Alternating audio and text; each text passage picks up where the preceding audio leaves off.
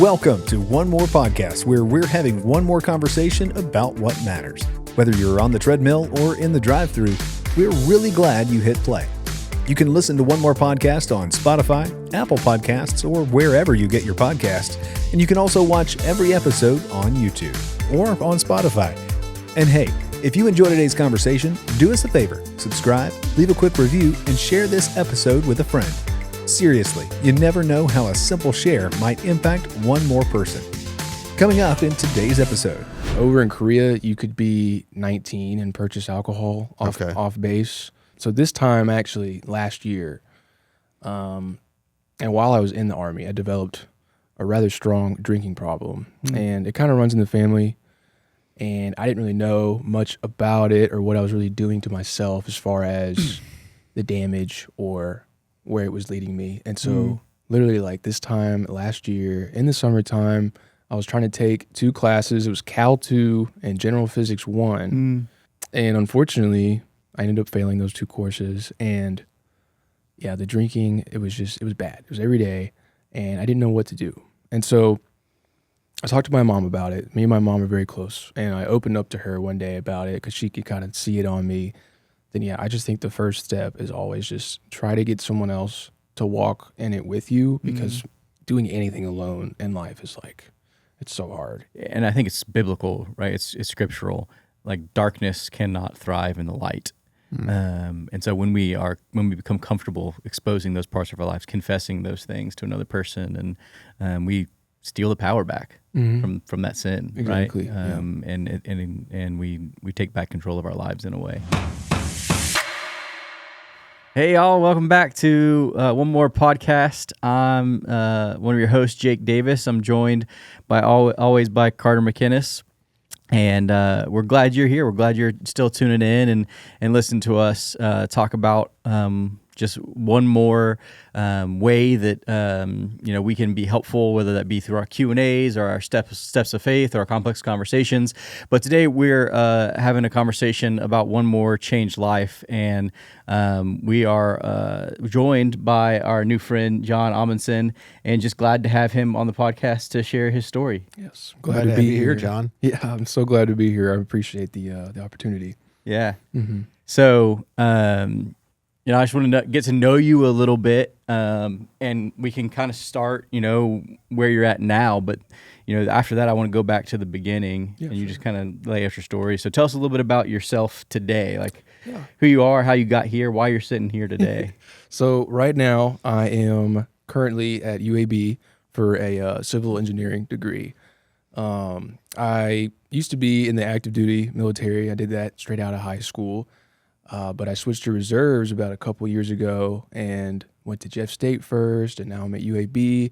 And like you said, I'll circle back to how the faith thing kind of originated. But right now I'm just attending small groups and accountability groups, and just trying to get this degree out of the way so I can progress in my life. But I'm just happy to be here. I can't wait to share. So, what made you choose civil engineering? Probably my dad, to be honest. He's an architect. I grew up in the household just always liking how things kind of fit together, and I'm pretty good with math. I actually don't hate it like a lot of people do. Yeah. And I was like, well, might as well just try to give it a shot. And so far, civil engineering, the courses, the curriculum has been really, really good, and I like it a lot. So I'm just gonna stick with it. Yeah. Cool. Yeah. When people ask me why I'm a pastor, I say because I hate math. Exactly. Well, didn't you just teach on money? Yeah, don't worry about it. Don't worry about it. One life at a time. You only got to add by one. Yeah, that's right. Yeah. So that's awesome. Yes. Yeah. So tell us a little bit about leading up to that. How did your life begin growing up here in Birmingham, and weave your faith journey kind of into that? Yeah. So I grew up in Birmingham. I went to Hoover High School, Simmons Middle School before that. And I started going to Mountaintop back in probably like 2017. Just went with my mom and my stepdad, every Sunday, or I tried to, but I didn't really go on my own accord. I was just going because I wanted to go with my family. And And then I left for the military for about 2 years. I went to South Korea, 2020 to the end of 2022, and so it was a good experience. But I was away from family for a long time, so that had its pros and cons. And then I came back, switched to reserves, like I was telling y'all, and I started taking faith a little bit more seriously. So I guess I can kind of get into it now. So this time actually last year, and while I was in the Army, I developed a rather strong drinking problem, and it kind of runs in the family. And I didn't really know much about it or what I was really doing to myself as far as the damage or where it was leading me. And so literally like this time last year in the summertime, I was trying to take 2 classes. It was Cal 2 and General Physics 1. And I just like didn't have any direction. I didn't really want to be in school. I was just doing it because I was told. I grew up saying that you have to get a degree. And unfortunately, I ended up failing those 2 courses. And yeah, the drinking, it was bad. It was every day, and I didn't know what to do. And so I talked to my mom about it. Me and my mom are very close, and I opened up to her one day about it because she could kind of see it on me that, there just wasn't a light kind of coming out of me, you know what I mean? Like, it just, yeah. So I needed some help. And so I started going to Mountaintop again, and she was like, hey, you should go to the New Here desk, and I was like, the New Here desk, what is that? And she's like, it's that big podium, like when you walk in the front of Mountaintop, and there's a guy there named Luke, and he'll like get you plugged in and stuff. And I was like, no, I'm good. I don't want to do that. Like, just leave me out. And so, because at the time I had a really, really bad case of like anxiety and a little bit of depression. It's gotten better, but I will say that it was bad at a time. So doing anything of that matter, like going and being confrontational and being putting yourself out there. Yeah, like wanting to get plugged in was very scary to me. But I was like, okay, fine. If she wants me to do it, I'll do it for my mom. And so I met Luke, and I got plugged in. I got put my email on there, everything like that. And I didn't hear anything for the first week. But then the following Sunday, I was at the 11 o'clock service. I was there at like 10:50. And a guy named Josh Hutchins, y'all know Josh Hutchins? Yeah. He came up and approached me, and he said, hey, you look like a young adult. I was like, that is true. He's like, would you like to get plugged in a young adult like group, like Bible study? And I was like, sure, yeah. And he's like, okay, cool. Well, here's my info, and we're going to be meeting this Tuesday at the Stanford like beach volleyball section. I was like, okay, cool. And funny enough, he actually didn't even know that I had gone to the New Here desk. He just approached me because he saw me. Yeah. So I was like, well, that was kind of, yeah. I love that, yeah. I love that too. And now like looking back at it, I love sharing that. And so I went to the beach volleyball day, and it was awesome. It was like a chance to start over because it was a bunch of new people I didn't know. I could put my best foot forward, like who I want to be now, right? And so it was like a brand new change of pace. And like just immediately I was surrounded by a bunch of like faithful, righteous people, and it was just like I could fully indulge with, no holding back. It was awesome. And so did that group that Tuesday, that beach volleyball day, and then just kept coming back like every Tuesday. And so the first Bible study night was when I really started noticing like how serious someone could actually be taking their faith, and just the way that we digested the scripture, like took it slow, read through it, just paused, like asked questions, and it really showed me where I was at and where I could be in my faith. So in that moment, I kind of took it 2 ways. It's like either I can sit here surrounded by all these people who have drastically changed their lives for the better for someone else, a higher power, and I could just be like, this isn't for me and turn away. Or I could look at it in a way as, I see something great here and I want to be on the level these people are at. So I'm going to start doing my best to like indulge in the scriptures and the word and like to really start carrying out the fruits of the Spirit like these people are. And sure enough, that's what I started doing. Started reading almost every day, praying way more often.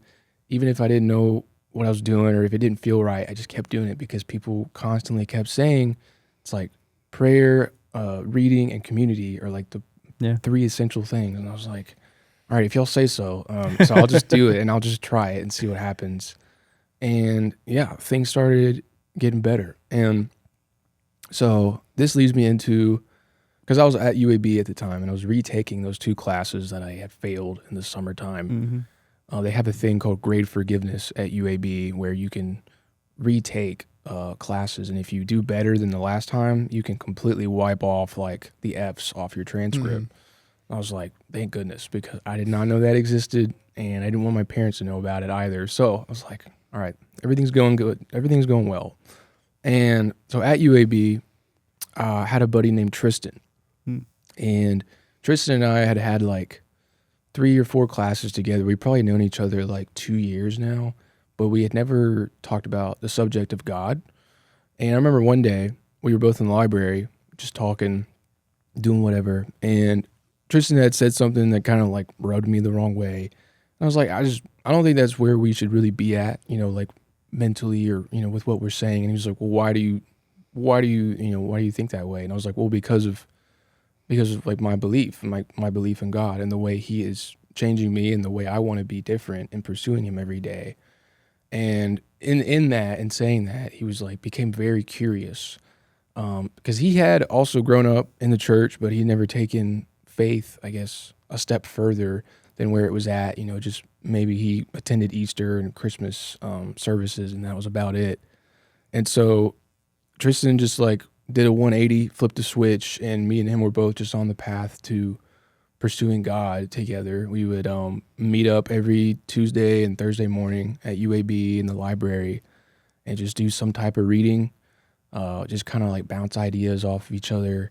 And I thought that was really cool because it literally just took me just kind of opening up even a little bit about the Lord and how he's moving in my life. And he was like, oh, I might try that too, because he just never thought about trying it out. And so I was like, okay, yeah. So now me and him were, just buddy, just working through the steps together, like as far as pursuing the Lord. And we decided, okay, well, let's get some more people in on this. And we knew a lot more guys like from our classes, and we invited them to start reading the scriptures in the morning at the library. So we started having like a formal like Bible study group every Tuesday morning at UAB it went on for about like 8 weeks, which was really cool. And we had people showing up time and time again. I was like, all right, well, let's do an accountability group too, because there's a lot of guys here. Let's just do like a guy only day and just give these guys an opportunity to open up about some of the really, really strong things that they're struggling with, and just kind of, guiding and leading the conversation through scripture and stuff. And so I thought that was really cool too. And like, it was just wild to me that someone like me with no purpose or direction in the summertime, within like months, all it took was me just caring a little bit more about the reason why I'm here. And like, there was something else that I had that was just like, I just had to reach out and grab it this whole time. And in that, Did you develop, how did you develop you talked about you're addicted to alcohol, basically. How did that start? Did that start when you were overseas or? Yes, sir. Yeah. It did. Because over in Korea, you could be 19 and purchase alcohol off base. And yeah, that was all the rage over there. So I just developed, I didn't even beforehand, I had never drank in a lot. I had never had anxiety problems or anything. It's like once I started drinking, everything just started unraveling, and I didn't even notice what was like happening. Yeah, you said that you weren't even thinking about what it was doing to you. Mm-hmm. Was it just something you were doing because other people around you were doing it, or? Yeah, at first it was just because other people around me were doing it, and then I was like, oh, I like the way this makes me feel. Sure. Especially if you're struggling with anxiety and depression, it can help. Exactly. Sometimes could kind of, numb some of those edges. And yes, and I didn't realize like the direct effect of drinking actually causes more anxiety and depression. So it just became like a loop that I kept falling into, and I developed that overseas, and I brought it back with me, and I just kept doing it. And it wasn't until I talked to my mom about it, when she was like, "Yeah, no, you might have a problem," and I was like, "Okay." Tell us about that. I mean, like, how did you?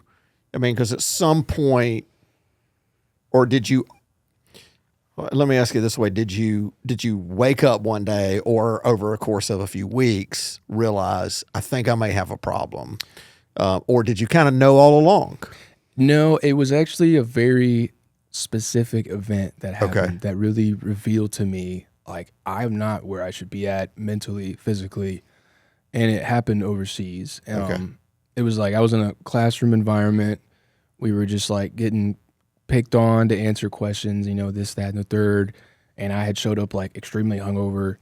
And I remember we were going over the leadership values of the Army. It's like loyalty, duty, respect, self-service, honor, integrity, personal courage, whatever.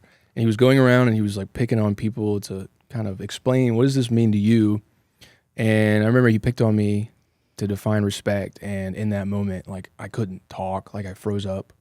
My face got like extremely red. It was really embarrassing. It was a very, very vulnerable time for me. And just that day, like, kind of shook me in a way, and it woke me up.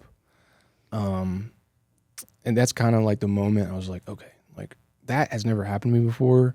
And obviously it's because of something I'm doing. And I think it's the drinking.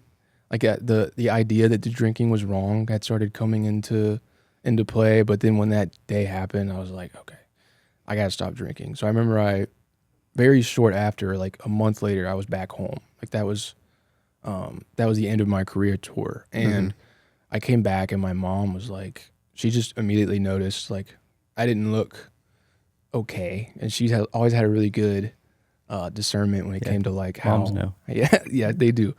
And she's like, what's going on? Like, and I remember I sat down and I talked to her about the drinking, about the event that happened.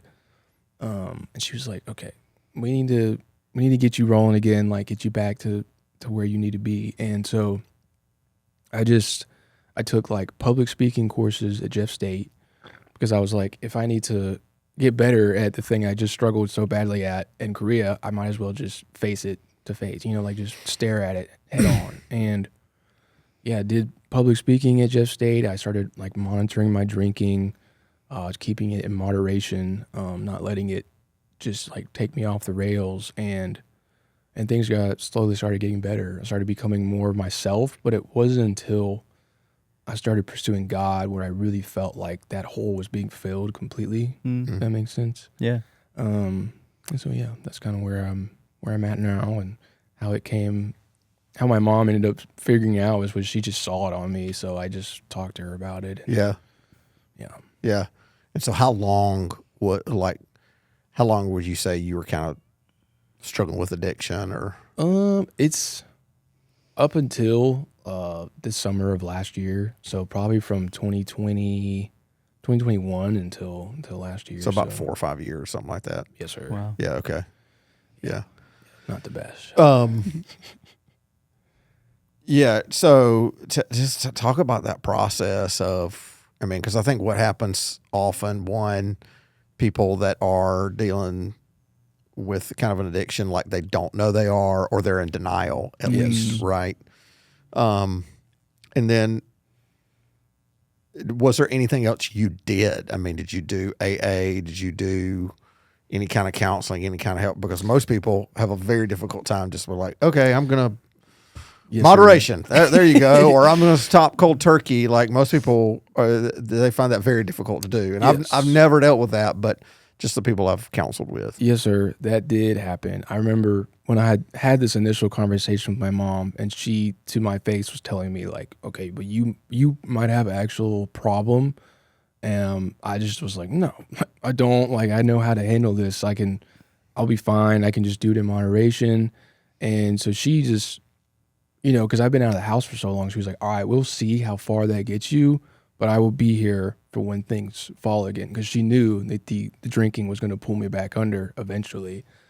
And so sure enough, it did. And she was like, all right, let's get you involved in like a program or something. And so she started taking me to an AA meeting over at, I can't remember the church name, but It was good. I didn't realize what it was going to be like. It was my first time ever stepping into an AA meeting and just being surrounded by people who have all had the same problem or dealing with the same problem. Just like normalizing it for me was like the biggest thing. And just making me aware of how much it can really corrupt your life. And the biggest thing people told me was that they wish they had seen it when they were my age. Yeah. Like, you know what I mean? Yeah. Seeing it at a young age is way better than waiting until your marriage falls apart or your children relationships all ruins your career. Yeah. And so the AA meeting really woke me up. I remember I did that for about a month, and then it was just like on and off, drinking sometimes, and then I would go on like 3-month no drink, I guess benders in a way, and then it wasn't until after this time last summer, I got involved in therapy. There's a thing called BetterHelp. It's like UAB sponsored therapy, and you can like go in there and pick kind of the therapist you want. And I met a guy named Roger, and he really helped me talk about all these vulnerabilities and all these things I was struggling with. And he was like, yes, you had a problem. You might still have a problem. And in order to really fix this, he said, like, good on you for one, like taking faith seriously now. He's like, you probably need to get on medication because the anxiety and the depression is real.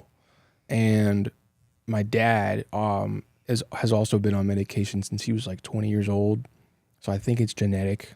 I know now for certain it is. And so I got on medication through Roger, and that started helping tremendously. And then my mom, through me going to a program, she also stopped drinking. So she actually hit 2 years of no alcohol like a week ago. Wow. She just completely cut it out because she saw the way it was affecting me. And I guess that like it just brought more attention to her eyes of like where she's at with it as well. And so actually she did it. My stepbrother did it. Everybody in the family is just getting better now. So I thought that was really cool. And now to this day, I'm doing a lot better with it. I haven't cut it out completely, but it is much more under control, which I'm happy to say that. And it doesn't have the same strings on my life as it did before. So yeah.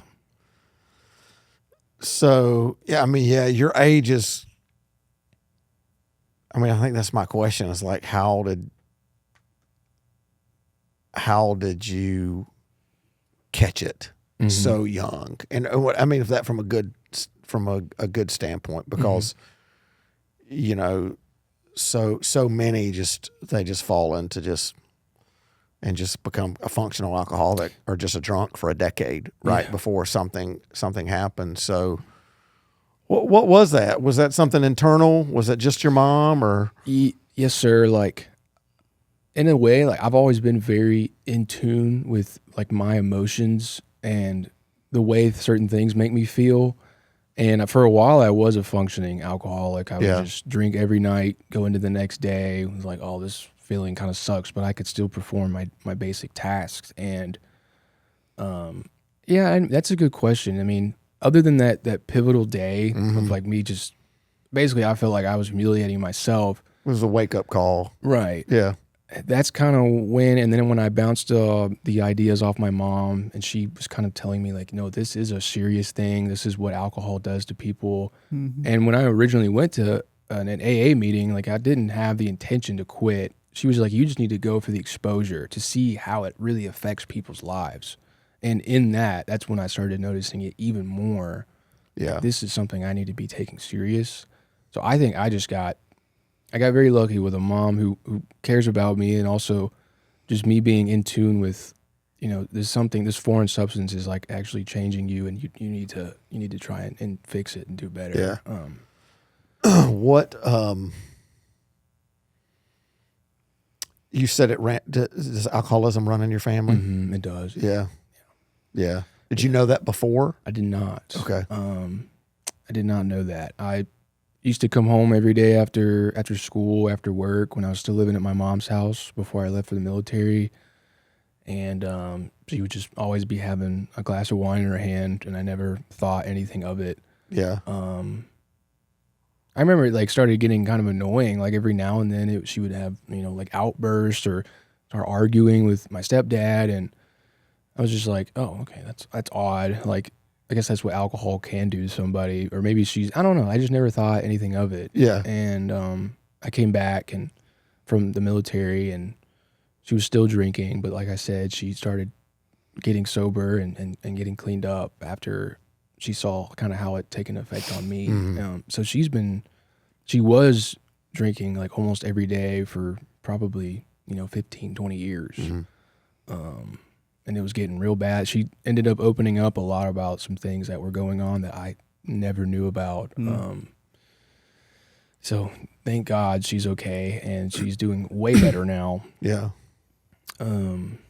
And yeah, so on my mom's side, it's all in the family. Like everybody's got an addictive personality. On my dad's side, he's had, not mental issues, but, depression and anxiety problems. And, so I kind of inherited both of that. So didn't really get the genetic jackpot when it came to into that sense. Coping mechanisms, right? Yeah. So, but I'm dealing with military doesn't always help those two things. It does not. Yeah, so many of our environment. Servicemen and women struggle with depression and anxiety and substances. And yes. So, so tell me about. So I have an addictive personality, which is one of the reasons I've always been really scared of alcohol. Because I'm kind of all in whatever I'm in. So I'm like, I probably don't need to touch that. That's good. Because I'm like, I'll be all in, and so tell me about how your story's a little bit unique in that, well, one, like we mentioned, you didn't have like a decade or like 20 years, which is often the story, right? Somebody's like, they're alcoholic into their 40s and then they quit. But also most alcoholics, when they finally go through, whether it's treatment, they go through AA, they go through a detox, rehab, therapy, they kind of have their come to Jesus. Often the story is like they become teetotalers, right? They become completely sober. Tell me about, you said, that hasn't quite been your story. Yes, sir. Yeah. So tell us about that. I mean, because I'm teaching on some of that this summer, and I don't think that the scripture teaches complete abstinence. One, because somebody's crystal clear. Yeah. They all drink wine. Some people have just said, like me, like, hey, I don't want to worry about it, right? But I don't. It doesn't bother me if people have a glass of wine or have a drink every now and then, because I don't think that's inherently wrong. Right. I think there's a question is like, well, where's the line? And because there is a line. There is a line. And your line might be different than somebody else's line. Yes, I agree. And I know where my line is, and I know where I want to be eventually is to be completely removed from it. Like I mentioned before, and I still do this today, like I'll have months, 2 or 3 at a time, where I just don't touch it at all. And I'll get to a headspace where, one now tonight would be okay. Like I know I can handle it. And then that'll usually turn into the next night I'll drink as well. And it's in that moment, in that day, that second day of drinking, maybe it's when I'm like, okay, this is either I got to turn it off tomorrow, or if I don't, I will get right back into where I was. So it's almost like, because of where I used to be with the drinking is the thing that keeps me from going back there every time that I might indulge in a drink. And so now I try to only drink when it's like for an occasion, like a celebration, or it's with people. I try to never do it alone anymore. Yeah, that's a good boundary for sure. I didn't know drinking alone and by yourself was considered a bad or a wrong thing. And it's is. It's not. But for you, it is. Yeah. It is very bad for me, because it's like, no one's going to tell me how many I can have. I can just keep going, whatever.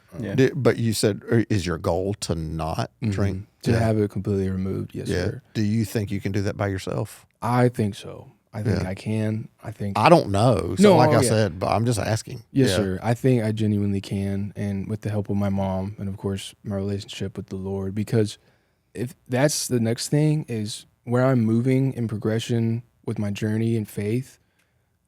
What I'm noticing now is every time that I have alcohol in my system, it is like the only wedge that's separating me and Jesus more and more. And so if I am going to be sitting here and talking about how faith has changed my life, and if I'm going to be leading groups at UAB, I know ultimately I will just need to have the alcohol removed completely. Yeah. Because it's the only thing that kind of takes me away from him. So. Yeah. Just a couple of things come to mind. One is I heard a guy on a podcast, and I won't say his name, but I thought it was really profound. And he had, he kind of self-proclaimed like alcoholic, and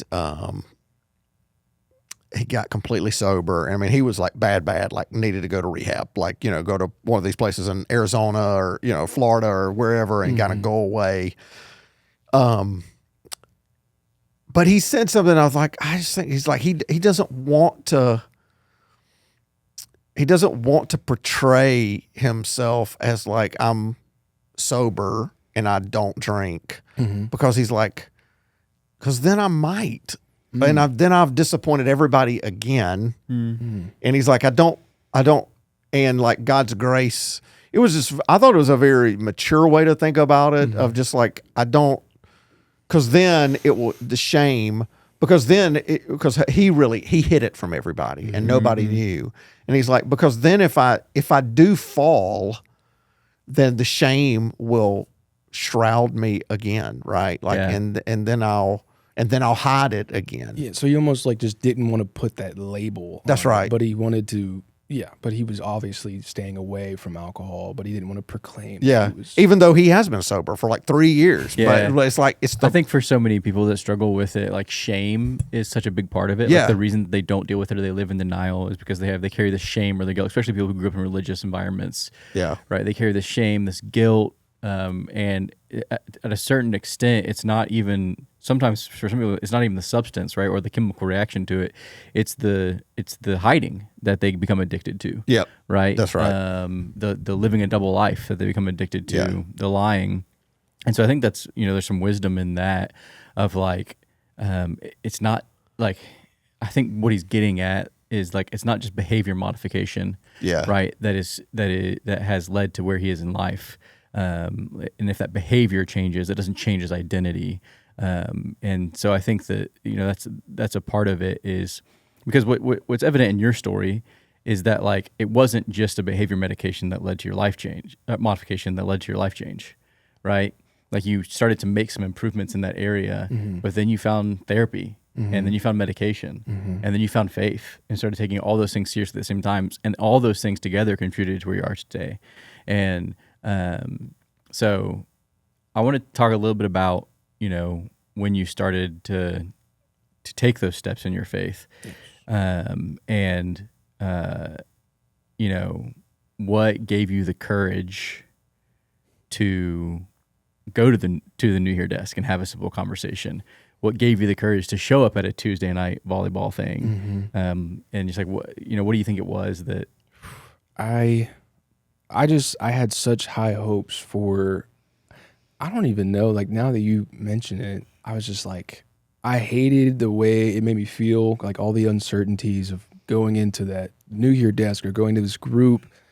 But I'm like, if I'm going to grow as a person, I have to keep like just putting myself in these areas of uncomfort. And like, and that's, if I learned anything from active duty, they preached on that a lot. It's like, if you want to grow as a human, you have to keep challenging yourself. And that's what I did. I was like, I'm just gonna go for it.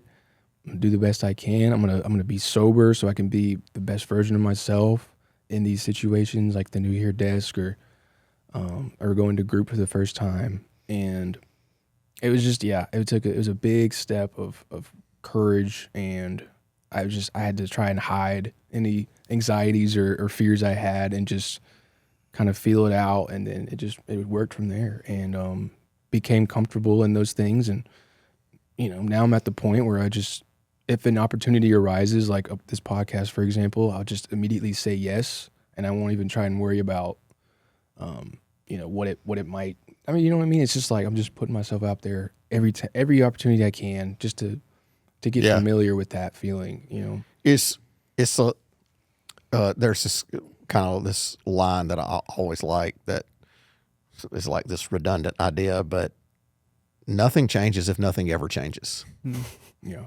Right? Mm-hmm. Nothing changes if nothing ever changes. If you don't ever change anything, you're not going to end up somewhere different. In our organization, we live, one of the lines we live by is like our current results, our current processes are perfectly designed to give us our current results, our current systems and processes.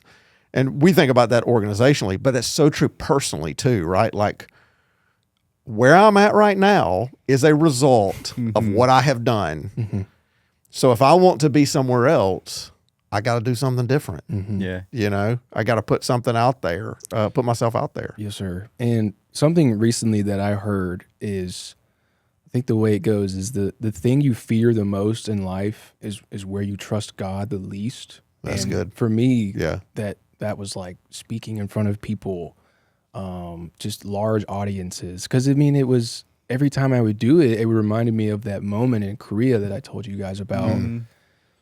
I hated it. And I was like, if I'm going to get comfortable in this area, I need to, for one, trust God that he will move through me and with me, like in these situations. And just the more that I do it, the more okay with it I'll be. So that's why I took the courses at Jeff State. I got involved in these small groups. I was, in the back of my mind, I was like, I know I will be thankful for this later. Yeah. As much as it pains me to do it now, and as much as I don't like it, I know that I will be thankful for it later, and I am. So yeah.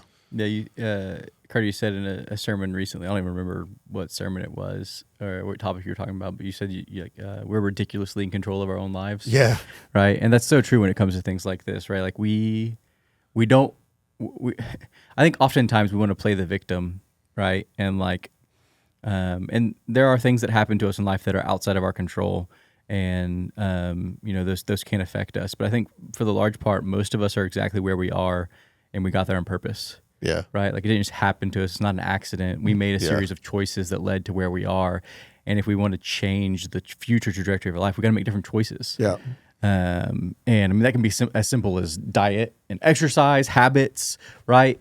Or it can be, big things like changing certain addictive behaviors, or taking, small steps of courageous faith into places that make us uncomfortable that lead to growth. Yeah.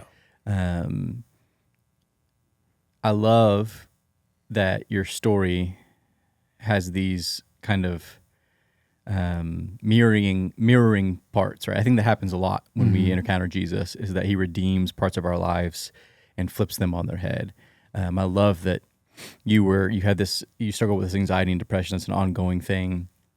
Praise God for medication and therapy and the way that helps us, walk through things like that. That like so bad, like crippling to the point where like going up and having a simple conversation with someone at a church would have been a non-starter for you. Yes. And then after encountering Jesus and him changing your life, you have the courage to have a conversation with a friend that you don't know where he stands on faith, and end up changing his life. This is true. Right? Yeah. And that is so cool to see the redemption of God, not only in your own life, but then using your story to impact other people. And so just talk to me a little bit about like that relationship. Tristan, you said his name was, and how God gave you the words to say in that moment, and then the courage to start a group together. And yeah, I mean, I'll go back to how it started. Is like we did know each other for a while, and I think, because at this time when I originally brought it up to Tristan, I think I was maybe 2 or 3 months into like really, really like serving the Lord, like trying to pursue his kingdom and carry out the will of his kingdom every day. And it was just like on my heart all the time, just trying to think about God. And I'd be with him, and he was actually struggling with, he had just broken up with someone he was dating for a really long time. And, we were in the Stern Library at UAB. You know, there's a lot of boys and girls that go there, and you know, the thing he did was like, it rubbed me the wrong way. Like I said, it was just like inappropriate, and I was like, hey, why are we thinking like that? Or you know, like, and so it rubbed me the wrong way, and that's why I said something bad. I could have just been like, hey, don't say that, but I was like, hey, don't say that because of where I'm at right now, and like, when he asked why, I was like, well, I'm gonna have to share my faith with you.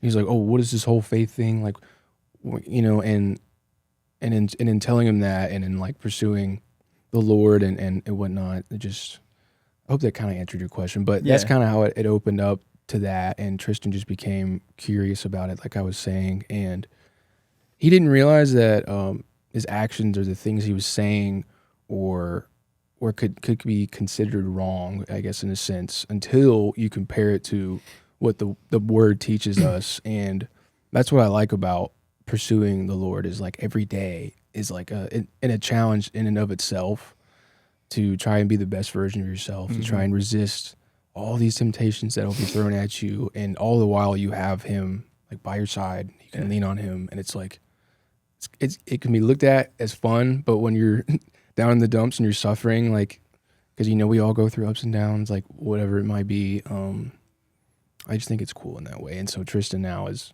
one of my really good buddies in faith, and I think he's in Mobile right now doing an internship with Dunn, and we keep up with each other. I'm excited to see him again when the school semester starts back. So yeah. Well, what he responded to was authenticity, right? Yeah. Like, I mean, and that's what the world is so hungry for. And we see a lot of fake Christians, or Christians that just want to be right instead of just being real, you know? So he had seen something real in you. And so you just never know what one interaction, what one conversation might do. And if it's a true friend, even if they, you know, he took a step with you, like, but if it's a true friend that's like, well, that's not my jam. But if they're a true friend, they'll respect you. Yes. Like, hey, you know, and if they won't, they're like, I don't think they were a good friend. Right. That's true. I mean, if they won't respect your beliefs and your convictions, then, hey, maybe they're not the kind of person you need to hang out with anyway. Right. I was thinking when you were talking too, just about how,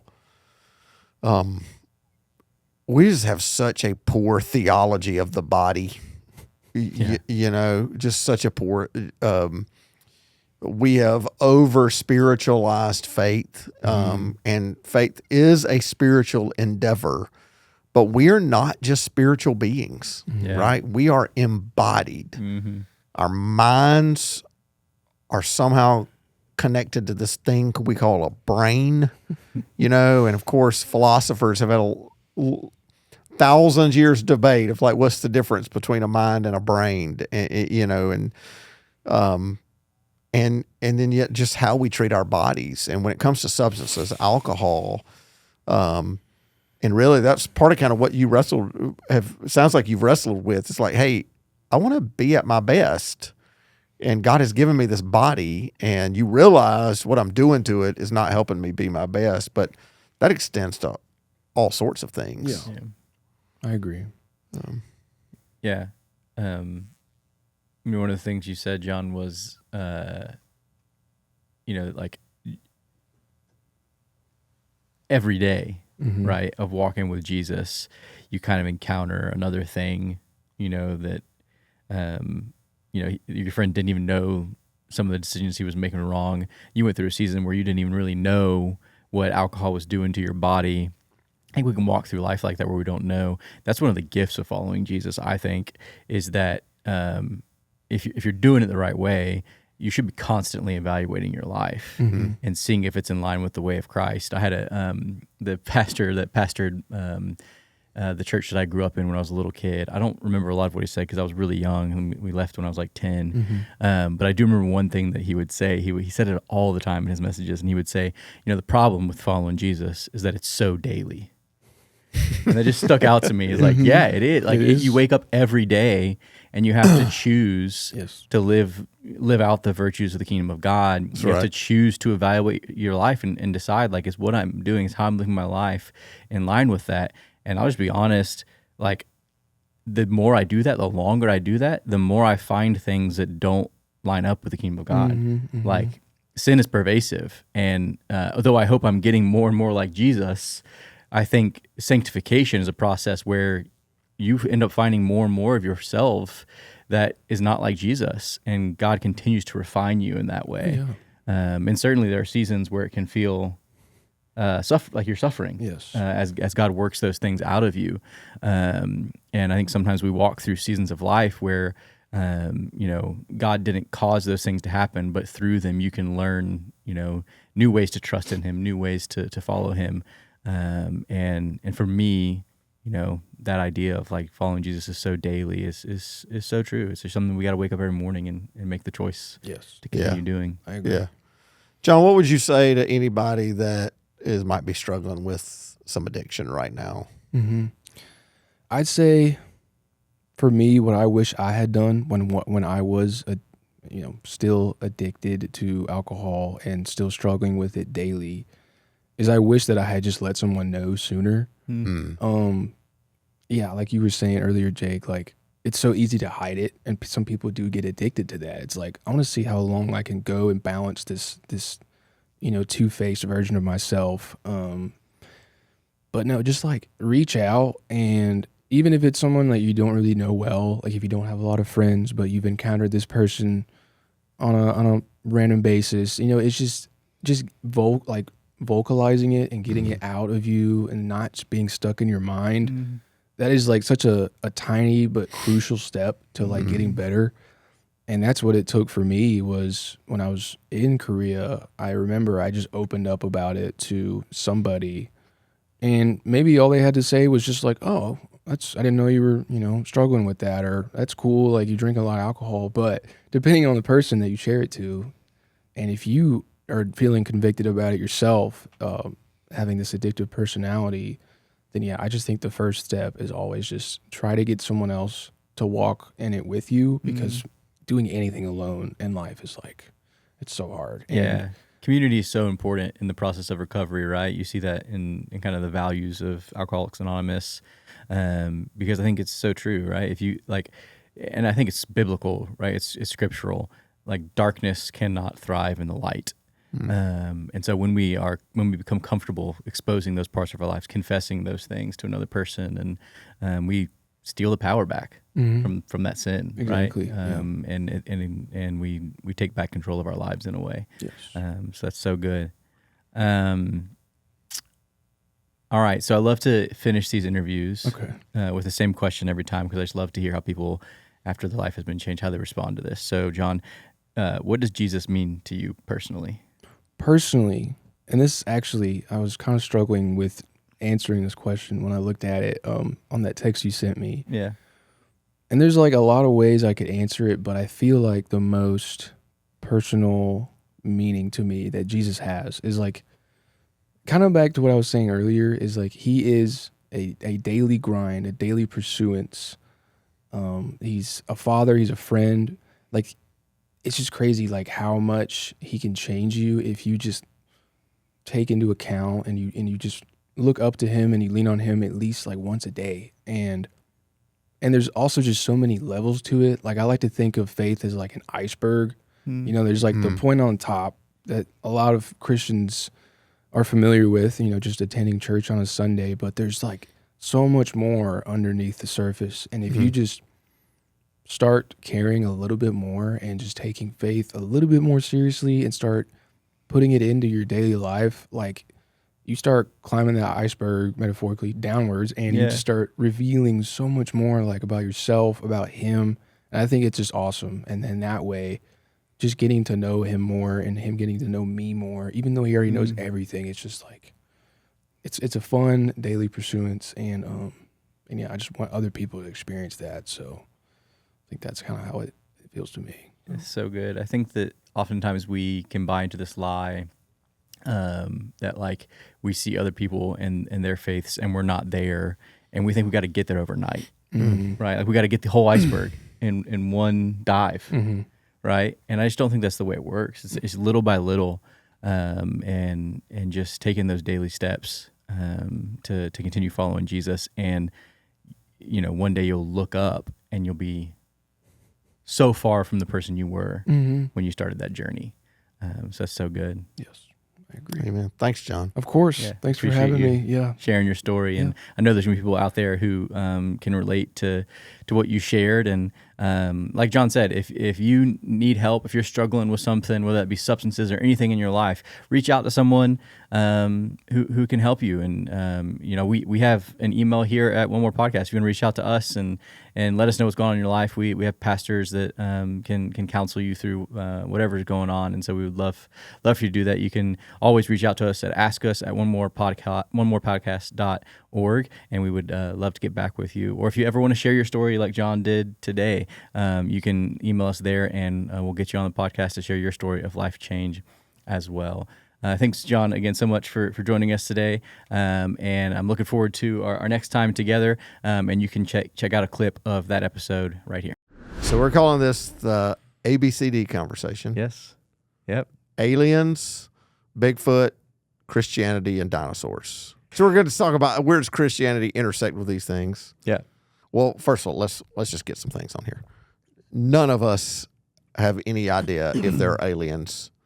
And if the people that do know they're aliens, they're not talking. Right? Here's what I know. You look different than me. You look different from me. I look different from you. And we are somehow all God's image. Yeah. So, first of all, there might be other humans on other planets that look exactly like us. Absolutely. But there could be other kind of creatures that are humanoid. Yeah. That's God's business. It doesn't change Genesis to me. What discoveries like that are still to be made? Yeah. That we now think might completely shake and shatter our faith. That we're just not thinking about clearly. Yeah. And we need to be hesitant, I think, to attach heretical terms to things that the Bible doesn't really speak about. There are some people now who believe that the dinosaurs were killed in the flood, which is possible. And if they were, good on Noah for not putting 2 baby T-Rexes on his ark. Because, come on. That's some wisdom. Thank you, Noah. Yeah. That's it for today's episode of One More Podcast. Thanks for hanging out with us. If this conversation encouraged you, challenged you, or made you think, do us a favor. Subscribe, leave a quick review, and share this episode with a friend. Seriously, sharing it helps more people find the kind of conversations we all need. And hey, if you've got questions you want us to tackle in a future episode, send them to askus@onemorepodcast.org. We'll see you next time for one more conversation about what matters.